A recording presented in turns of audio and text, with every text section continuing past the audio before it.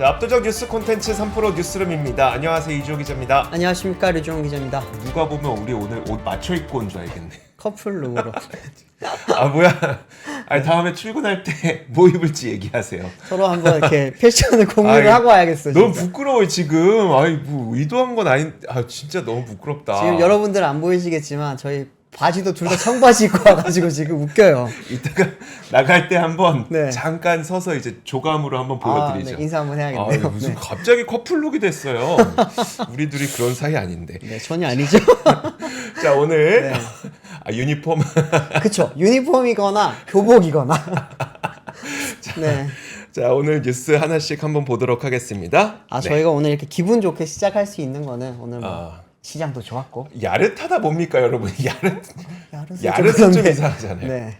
아, 자, 네. 첫 번째 뉴스 삼성전자의 그 실적이 발표가 됐는데 되게 구체적으로 다 나왔죠.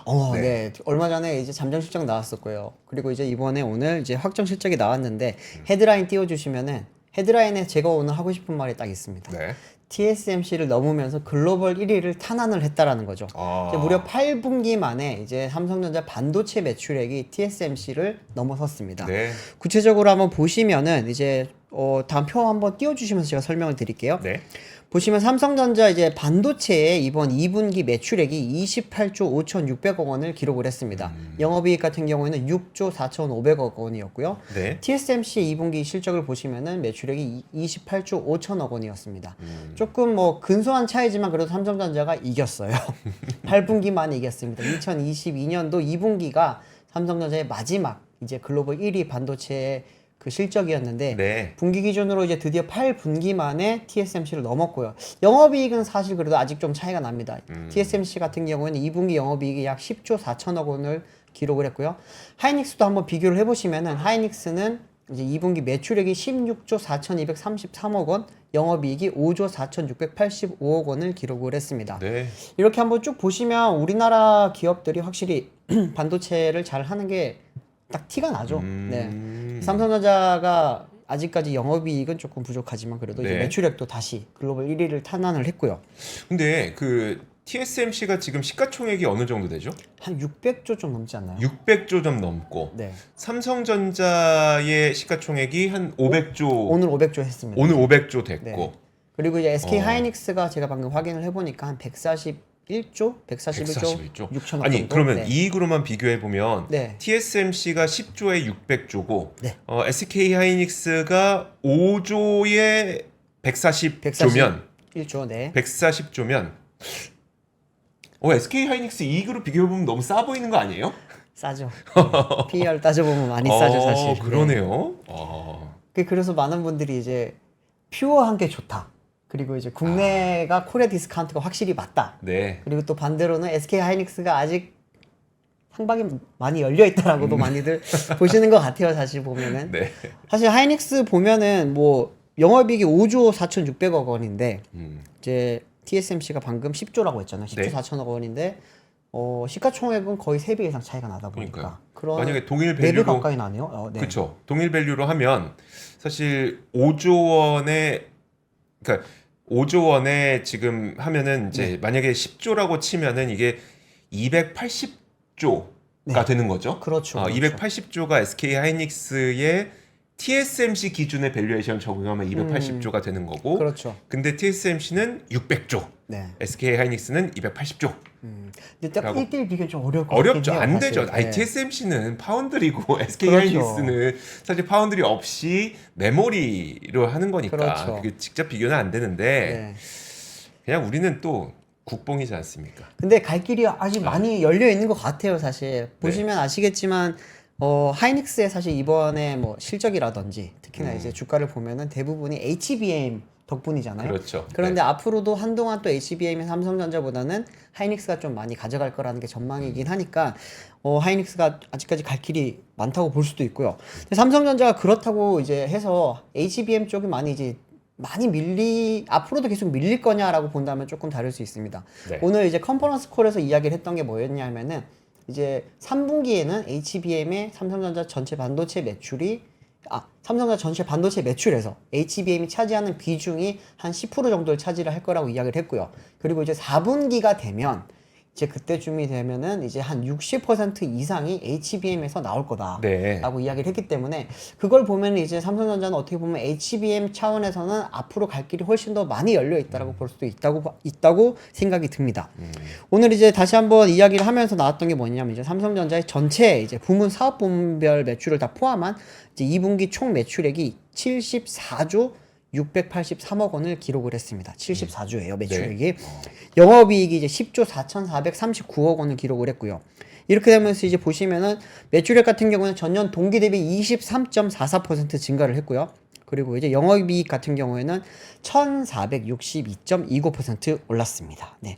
7개 분기 만에 10조 원대. 1,400%요? 그렇죠. 작년에 워낙 좀 실적이 안 좋았잖아요. 네네. 작년에 실적이 안 좋았기 때문에 그랬던 거고 지금 제가 이제 표를 띄워드린 거는 이제 부문별로 한번 보자는 거죠. DS는 방금 말씀드렸지만 DS를 제외하고 이제 우리가 모바일 가전 쪽에 있는 이제 네. DX를 보면은 이제 이번에 2조 7,200억 원 정도를 했습니다. 그리고 이제 VD 영상 디스플레이 쪽이죠. 여기는 4,900억 원 정도의 이제 영업이익을 냈고요. 네. MX가 사실은 좀 이제 삼성전자가 다음번에 좀 기대를 많이 하는 곳이기는 한데 스마트폰 쪽이니까요. 그렇죠. 여기가 이제 2조 2,300억 원을 기록을 하면서 전년 동기 대비 조금 떨어지긴 했습니다. 하지만 삼성전자의 메인은 역시나 DS이기 때문에 DS 쪽에서 248% 증가하면서 이렇게 지금 주가 실적을 완전히 끌어올렸고요. 그리고 이제 디스플레이 쪽인 SDC 쪽도 보면은 1조 원을 돌파를 하면서 전년 동기 대비 20% 가량 성장을 했다고 보시면 됩니다. 실적 너무 좋죠. 네. 괜찮네요. 그렇죠. 디스플레이도 꽤 많이 그러니까 차근차근 늘어나고 있는 것 같네요. 네. 삼성전자 이번에 사실 뭐 실적이 좋은 거는 뭐 HBM도 있지만 ESSD 쪽이죠. 사실 네. 이제 메모리 쪽에서 워낙 이번에 실적이 좋았기 때문에 또 이제 ESSD 가격도 좀 요즘 많이 성장을 했었고요. 올랐었죠. 그러면서 이제 많이 좀 실적이 많이 올라갔던 부분이 있고요. 또 하나는 이제 뭐 파운드리 쪽은 뭐 사실 아직 많이 좋지는 않지만 비메모리 쪽도 이번에는 견조한 실적을 보여줬다고 합니다. 그러면서 삼성전자 같은 경우는 이제 3분기 이후에는 아무래도 이제 MX 쪽 실적도 많이 기대를 할 수 있을 거라고 하고요. 또 이제 HBM이 계속해서 늘어나게 된다면은 이제는 뭐 3분기 이후에 반도체 실적도 계속해서 올라가지 않겠냐라고 이야기를 했고 또 이제 오늘 제가 보면서 재밌게 봤던 부분은 이제 시설 투자액이 지금 2분기 때 12조 1,000억 원을 시설 투자를 했다고 합니다. 네. 투자가 12조를 했어요. 12조를 투자를 네. 투자하고 남은 돈이 이제 그렇죠. 6조이니까요. 네. 근데 이 중에서 반도체만 9조 9천억 원을 투자를 했다고 합니다. 그리고 이제 디스플레이 같은 경우에는 1조 8천억 원을 기록을 했고요. 또 이제 R&D 부분에서 이제 사상 최대 규모인 8조 5천억 원을 이제 집행을 하면서 4분기 연속 R&D 최대 투자 기록을 했다고 합니다. 이게 R&D가 사실은 제일 중요하죠. 캐펙스도 중요하지만 R&D 투자를 미리 많이 해야지만 나중에 네. 이제 캐펙스 투자를 한 것에 대해서 쉽게 말하면 ROI를 빨리 그렇죠. 가져올 수 있으니까 그렇기 때문에 이제 그 R&D가 중요한데 이번에도 8조 500억 원이라는 사상 최대 규모의 R&D를 투자를 했기 때문에 여기 대부분이 어디에 들어갔는지는 구체적으로 이야기를 안 했지만 모두가 좀 예상을 하실 수 있겠죠. 지금 이제 HBM 3E 있었고요. 이제 HBM 이제 4도 이제 준비를 한다고 하니까 이 부분에 대해서 삼성전자가 하반기 때는 상반기보다 조금 더 좋은 그런 이야기가 나오지 않겠냐. 네. 사실 뭐 얼마 전에 좀 우리가 보도가 왔다 갔다 했지만 HBM 3는 통과를 했고 그렇죠. 3E는 아직까지 통과를 못했다고 했으니까 근데 이제 3 공급이 그러면은 어느 정도 가시화가 됐다라는 거고요. 네. 또 하나는 이제 HBM 3E도 양산을 준비를 한다고 하니까 이 부분에 대해서도 어쩌면은 4분기부터는 이제 엔비디아의 퀄 테스트를 조금 삼성전자는 기대를 하고 있지 않나라고 좀 해석을 할 수 있을 것 같습니다. 네. 삼성전자 좋죠? 네, 오늘 정말 실적이 좋네요. 네. 저희가 뭐 비교한 게 그냥 좀 알기 쉽게 뭐라고 할까요? 듣기 쉽게 비교하자고? 네. 절대 그렇게 비교하면 안 되죠. 우리 뭐 이렇게 SK 하이닉스가 5조에 뭐 140. 네. 이게 절대 그렇게 비교하면 안 되는데 아까 그 네. 빗돌이님이 와 큰일 날 소리 한다고 저렇게 비교하면 안 되는데 그렇죠. 안 네. 되는 거 1대1 비교 아는데 당연히 안 되죠. 네. 안 되는데 그냥 이제 우리가 돈을 기업 가치 대비 돈을 좀 잘 번다는 것을 어떻게 하면 좀 잘 보여드릴 수 있을까 했던 게 뭐 네네. 물론 불편하실 수 있을 것 같습니다. 불편하셨다면 좀 제가 사과를 드리도록 네. 하겠습니다. 자 어쨌든 삼성전자의 실적은 일단 반도체에서 굉장히 좋은 모습을 우리가 확인했고 네네. 물론 그 MX 부분은 사실 어느 누구도 2분기를 사실 기대하진 않죠. 그렇죠. 3분기에 원래 이제 신제품이 나오고 이제 보통 4분기 때 거기에 대한 매출이 보통 찍히기 네. 마련인데 아시겠지만 이번에 삼성전자 같은 경우에는 파리 올림픽을 맞춰서 이번에 또 신제품을 냈잖아요. 한 달 빨리 냈죠. 그렇죠. 네. 그렇기 때문에 아무래도 3분기에 미리 조금 실적이 찍힐 가능성이 있다고 보입니다. 그러면은 사실 이제 아이폰 16에 대한 지금 기대감이 점점 줄고 있거든요, 시장에서는. 그렇습니까? 네. 왜 줄고 있냐 하면은 다들 기대했던 거는 사실 인공지능이었잖아요. 인공지능이죠. 근데 인공지능 탑재에 대해서 지금 약간은 좀 안 좋은 이야기들이 많이 나오다 보니까 네. 그러면은 먼저 온디바이스 AI를 적용한 삼성전자 쪽에서 이 부분에선 조금 트렌드를 끌고 갈 수 있지 않겠냐라고 하는 전망이 나오다 보니 삼성전자는 좀 그 부분은 MX 쪽에서는 기대를 많이 하고 있는 것 같습니다. 네, 알겠습니다. 네. 자, 다음 뉴스 한번 보도록 하겠습니다. 다음 뉴스는 이제는 이 뉴스가 헤드라인에 못 올라가게 됐네요. 자, 네. 티몬과 위메프 뉴스를 조금 더 업데이트 해드리도록 네. 하겠습니다. 지금 보니까 어제 오늘 사이에 이제 그 AK몰과 인터파크 커머스도 대금 지급이 지연되고 있다는 소식이 좀 들려오고 있어요. 네. 저도 이제 셀러분들 사이에서 이 이야기가 들리는 거를 좀 확인을 했거든요. 그러니까 네. 셀러분들이 MD랑 AK몰의 MD랑 통화를 했는데 네. 이번 대금 지급은 좀 지연될 것 같습니다라는 이야기를 했다고 했어요. 네. 그러고 나서 이제 그 언론 보도 나온 걸 보니까 인터파크 커머스도 대금 정산이 지연된다는 공지를 어제자로 또 보냈더라고요. 이 부분이 또 이제 언론에서 다시 이제 보도가 되고 있기도 하고요. 근데 왜 그런지 보니까 PG사들이 대금 결제를 좀 보류하고 있다고 합니다. 네. 그 이유가 티몬과 위메프 사건을 보고 그 다음에 이제 국회 정무위에서 있었던 어제 그 대표들의 어떤 그 질의응답 시간이 있었잖아요. 그렇죠. 그거 보니까 이건 돈이 어디에서 어떻게 움직이는지를 알 수가 없다는 게 이제 PG사들의 반응이었던 것 같아요. 네. 그러다 보니 분명히 법인은 AK몰과 인터파크 커머스, 그 다음에 티몬과 위메프 다 다른데 이 돈 다 같이 쓰고 있는 것 같다. 그렇죠. 한 주머니에서 모든 회사를 자금을 다 관리하는 것 같은 좀 약간 이상한 구조죠. 왠지 그런 것 같은 의심이 들잖아요. 네. 그러다 보니까 이거 그럼 조만간 AK몰하고 인터파크 커머스도 돈을 못 받을 가능성이 있겠는데라고 판단을 하고 있는 것 같습니다. 네. 그러다 보니까 PG사들이 인터파크 커머스나 AK몰이나 티몬과 위메프나 동일하다고 보고 일단은 잠깐 지금 대금 지급을 보류하자라는 판단을 하고 있는 걸로 보입니다. 그래서 지금 보면은 공지가 나온 글을 보면 최근 판매 정산금을 수령하지 못했고 일부 PG사의 결제 대금 지급 보류 영향 때문에 우리도 대금 지급을 좀 지연할 수 있습니다라고 얘기를 했거든요. 네. 이 말이 바로 그 말입니다. 우리가 못 받을 그러니까 PG사들이 멈춰서 우리도 못 드립니다. 이런 얘기를 했는데 결국 우리가 우려했던 것이 티몬 위메프에서 끝나는 것이 아니라 네. 거기에 있는 다른 계열사들로 번지는 거 아니냐가 가장 우려가 됐었잖아요. 그렇죠. 번지는 모습이 지금 나타나고 있다고 보시면 될 것 같습니다. 네. 인터파크 커머스, 그다음에 AK몰 대금 지급 중단됐고요. 네. 그리고 인터파크 도서는 서비스가 중단됐어요. 왜 그러니까 그렇죠? 서비스를 중단했다고 보시면 될 것 같은데 네. 이게 보니까 그 인터파크 도서도 인터파크 커머스가 운영하는 도서 전문 온라인 플랫폼이거든요. 근데 이게 사실 이 TMF 사태와 상관없이 정상 운영되긴 했는데 네. 이제 판매사와 소비자 불안이 고조되니까 이게 판매 대금 미정산 위기로 현실화될 수 있다는 우려가 있는 거예요. 그러니까 무슨 말이냐면 만약에 지금 인터파크 도서도 똑같은 그 인터파크 커머스 계열사래 그쵸. 자회사래라고 네. 하면 소비자들이 나 그럼 여기서 못 사. 그렇죠. 어, 불안해서 할 수 없죠. 그렇죠. 못 네. 사. 그리고 나 샀던 거 다 취소할래요. 그러면 원래 지금 이게 되게 오묘한 게 들어가는 돈과 나가는 돈이 일정하게 유지돼야 이게 유지가 될 수 있는 구조인데 네. 들어오는 돈이 막혀버리면 나가는 돈이 그 다음에 막혀버리게 되거든요. 그러다 보니까 정상화될 때까지 교보문고와 우리 협의해서 당분간 서비스 중단합시다. 라는 결정을 내렸다고 합니다. 그래서 네. 이건 좀 의도적으로 서비스를 아예 정상화되기까지 그 서비스를 중단하기로 했다라고 네. 보시면 될 것 같고요. 그리고 또 하나가 인터파크 트리플이라고 해서 이거 그 여행 플랫폼이 있습니다. 여행 플랫폼. 근데 요거는 인터파크 트리플은 사실 야놀자 잠시만요. 인터파크 트리플은 야놀자 계열사예요.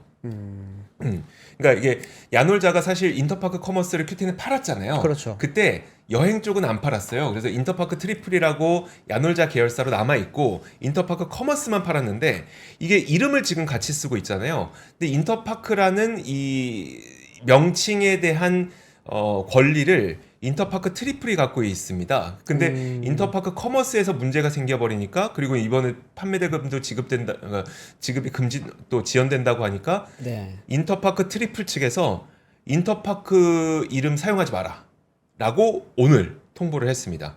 그래서 네. 이게 그 브랜드 사용 계약에 보면은 인터파크라는 브랜드 가치를 훼손해서는 안 된다는 내용이 들어가 있기 때문에 이거는 훼손시킨 거라서 즉시 계약 해지가 가능한 거고 계약 해지 통보를 하게 되면은 1개월 이내에 사명을 변경해야 되기 때문에 아마 한 달 이내에 인터파크 커머스는 인터파크라는 이름을 아예 사용하지 않아야 되는 것으로 보입니다. 그렇게 되면은 어떻게 보면 이제 인터파크라고 하는 이름 자체를 큐텐이 앞으로 못 쓰게 되겠네요. 그렇죠. 네. 네. 조금 소비자들이 혼란이 좀 줄어들 수도 있겠네요. 그렇죠. 근데 그 전에 이제 인터파크 커머스가 남아 있어야지 될 텐데.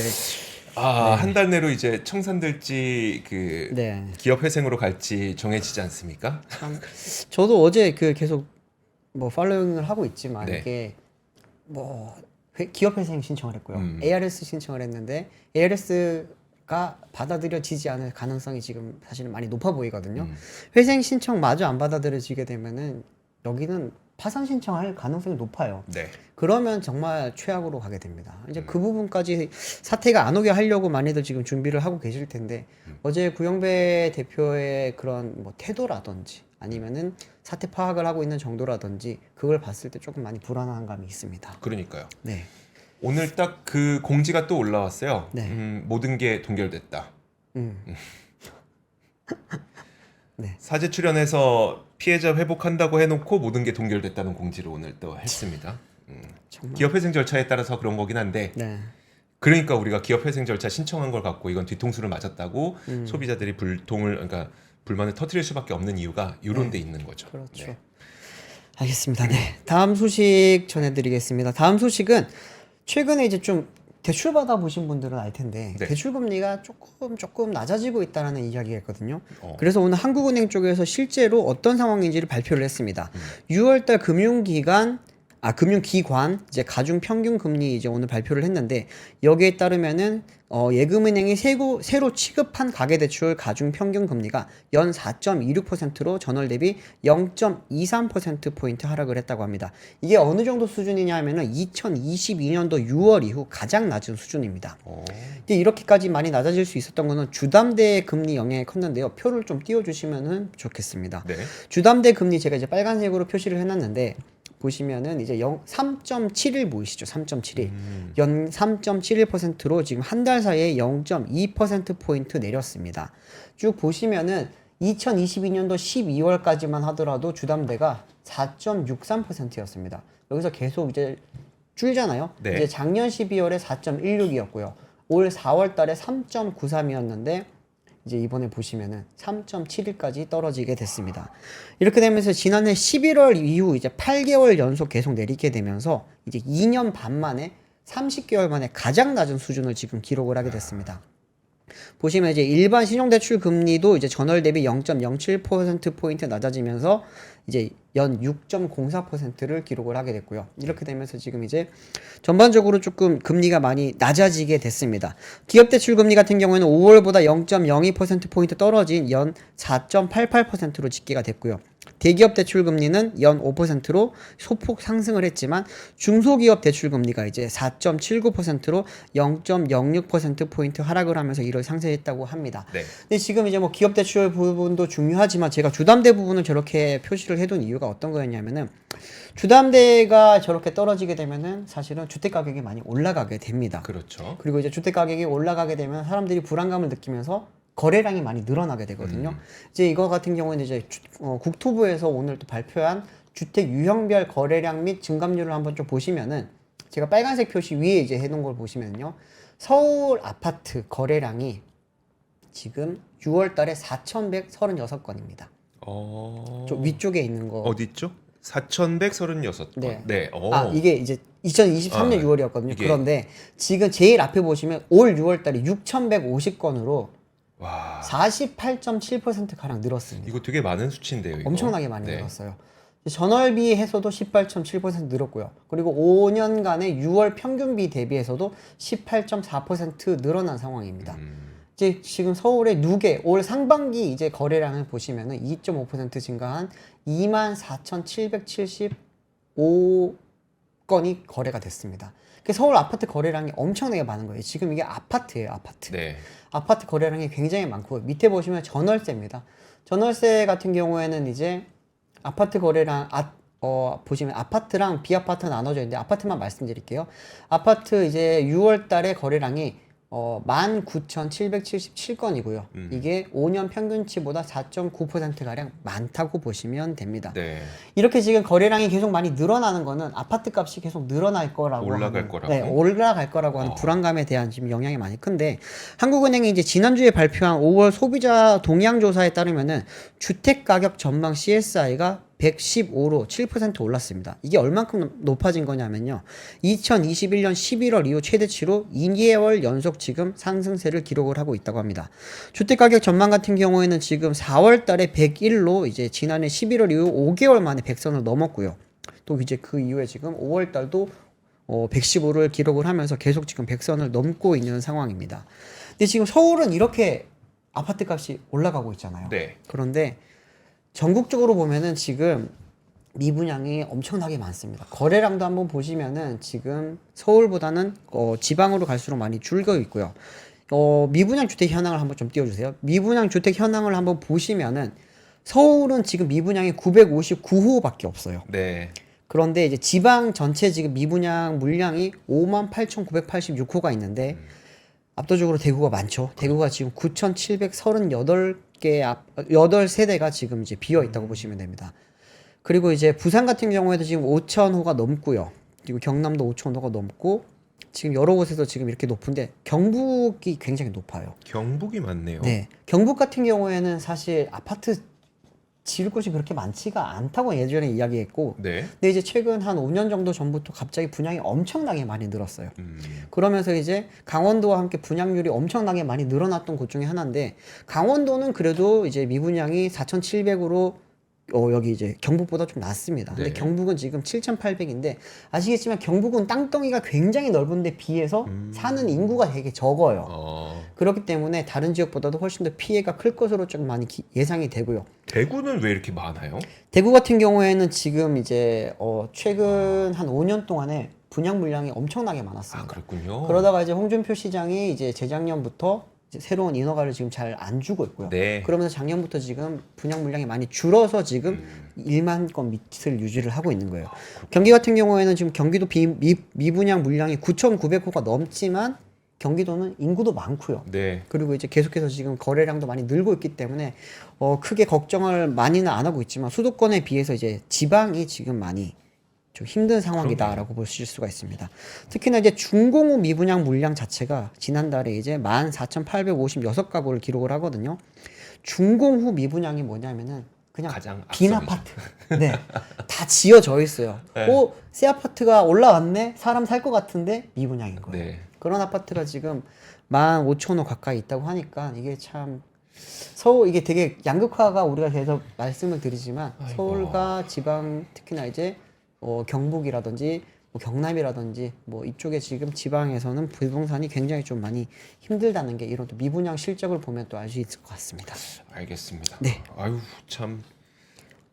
아유. 네. 그 트렌드를 알면서도 이런 얘기를 들을 때마다 참으로 가슴이 좀 먹먹해집니다. 네. 우리가 보통 이제 5개년 계획으로 국토 발전 계획을 세우잖아요. 그쵸. 균형 발전 계획을 세워서 그걸 실시를 하고 있음에도 불구하고 이게 네. 해소되지 않는다는 게 참 어렵습니다. 네. 자, 다음 거는 저희가 매크로 하나 볼게요. 오늘 그 일본에서 드디어 기준금리를 올리지 않았습니까? 자, 15년 만에 최고금리를 기록했다고 합니다. 와, 얼마인가요? 15년 만에 최고금리 여러분들 보시죠. 15년 만에 최고금리 화면 보여주세요. 0.25. 15년 만에.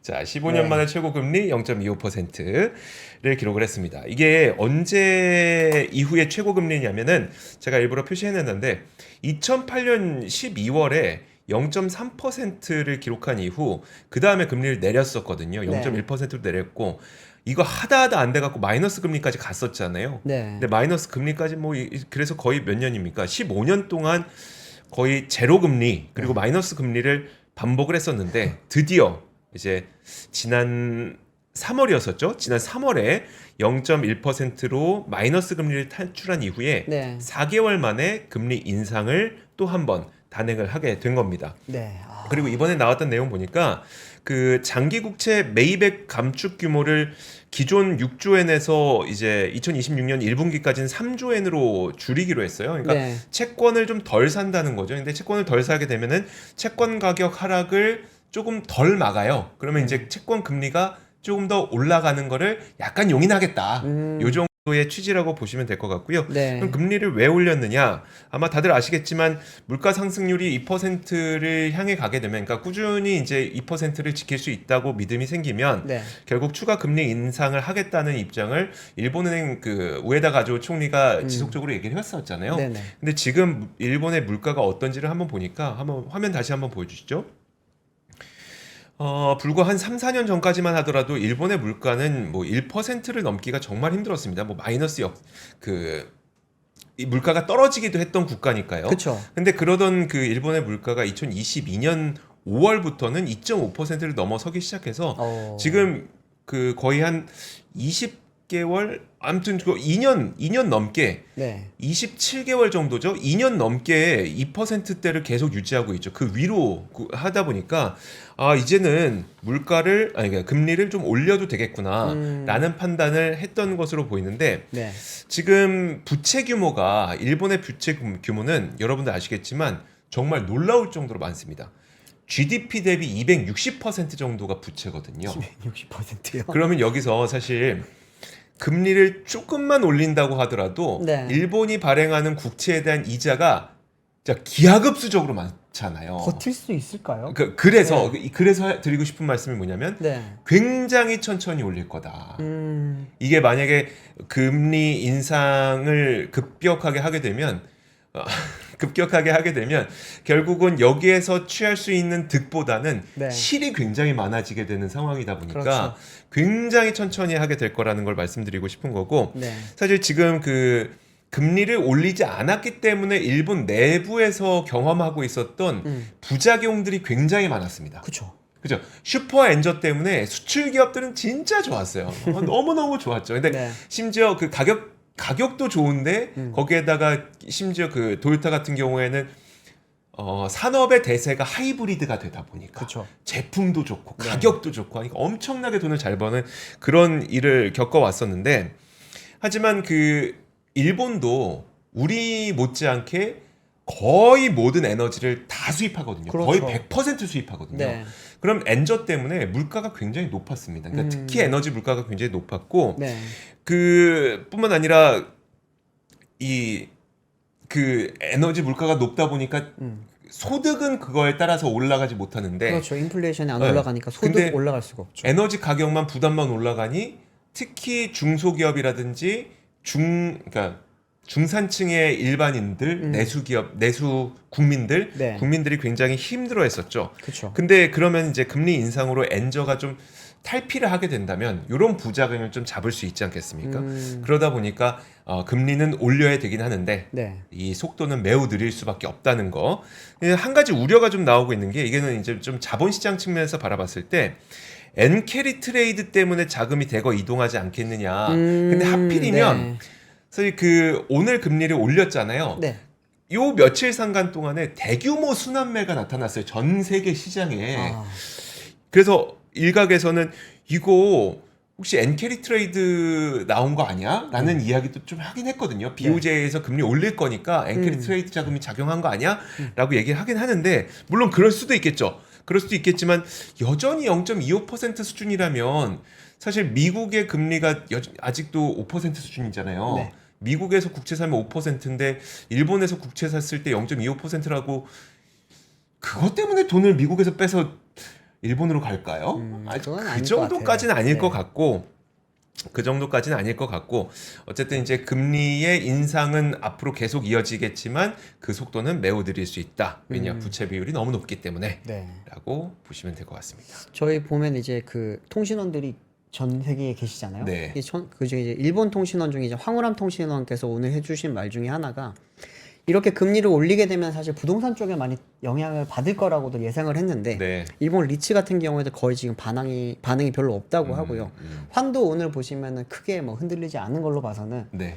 그 다들 뭐 여러 가지 해석이 있지만 뭐 이제 뭐 예상했던 딱 그 수준이기 때문에 그 정도에서는 흔들리지 않고 있다라는 말도 있고 또 이제 오늘 밤에 이제 FOMC 결과가 또 나오잖아요. 그렇죠. 네. 거기에 대해서 또 기다리고 있는 것에 대한 해석이지 않을까라고 하는 이야기도 있다고 합니다. 네. 알겠습니다. 자, 다음 것도 한번 보도록 네, 하죠. 다음 소식은 빠르게 전달드리겠습니다. 이제 요즘 프랑스에서 올림픽이 펼쳐지고 있다 보니까 프랑스에 대한 또 이제 거기 세부 시장에 대해서도 하나하나 좀 관심들이 많으신데 네. 오늘 이제 프랑스 그럼 자동차 시장은 어떤가라고 해서 이제 좀 살펴봤더니 이제 현대자동차 그룹이죠. 이제 현대차와 기아가 프랑스에서 올 상반기에 판매한 차량이 47,300여 대가 된다고 합니다. 근데 이 중에서 약 한 60%가 친환경 차였다고 해요. 네. 그러니까 이제 뭐 전기차라든지 하이브리드 차 이런 게 한 28,354대를 기록을 하면서 약 한 60%를 지금 기록을 했다고 합니다. 이러면서 이제 기아 자동차 아니죠. 기아가 이제 올해 이제 그 파리모터스에 거기서 이제 뭐 EV3 이런 걸 출시할 예정이라고 하는데 네.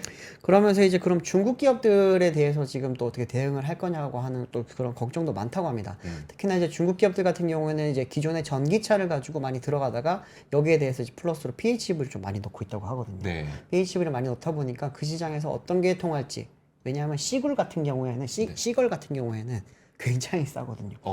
그게 우리나라 차로 치면은 뭐 옛날에 엑센트 기억하시죠? 네. 그만한 차량인데 중국에서 한 900만 원대에 살 수 있는 차예요.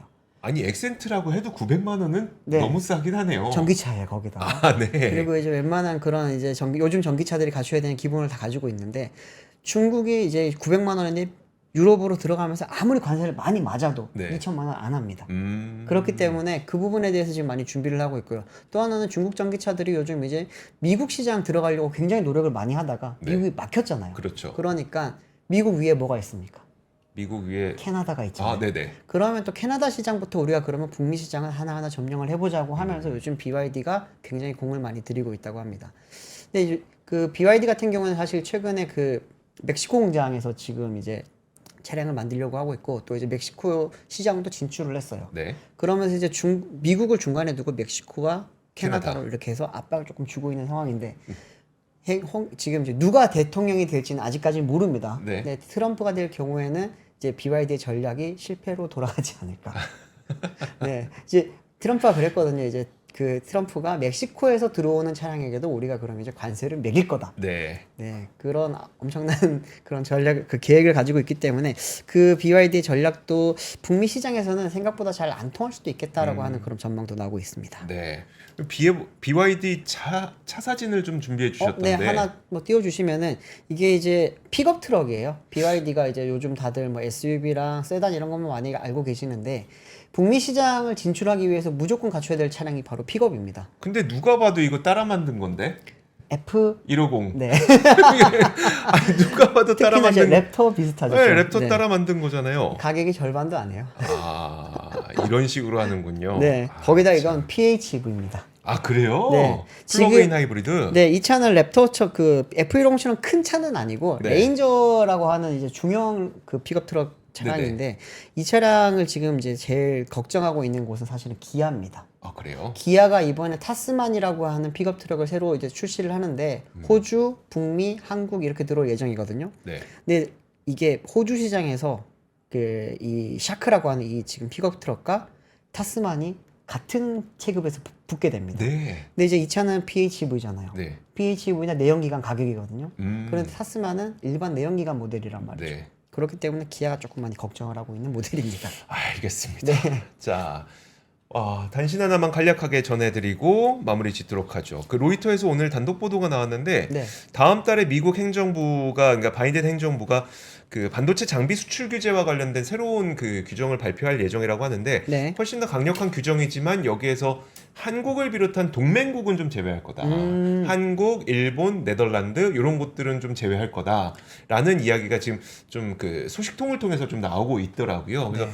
이것도 사실 우리나라에게는 좀 긍정적인 거고 그다음에 일본의 그 도쿄 일렉트릭 그리고 네덜란드의 ASML 네. 이런 쪽들은 좀 우려가 사라졌다라고 보면 될 것 같습니다. 이 관련된 내용은 아마 시간이 지나면서 조금 더 구체적인 내용으로 나오지 않을까라는 생각이 듭니다. 네. 자, 그러면 3프로 뉴스룸은 오늘 여기서 마무리를 짓도록 하겠습니다. 저희 나갈 때 진짜 한번 보세요. 네. 저희가 오늘 짜고 이렇게 입고 온 거 아니거든요. 하필이면 청바지에 흰 티를 입어서. 아, 정말.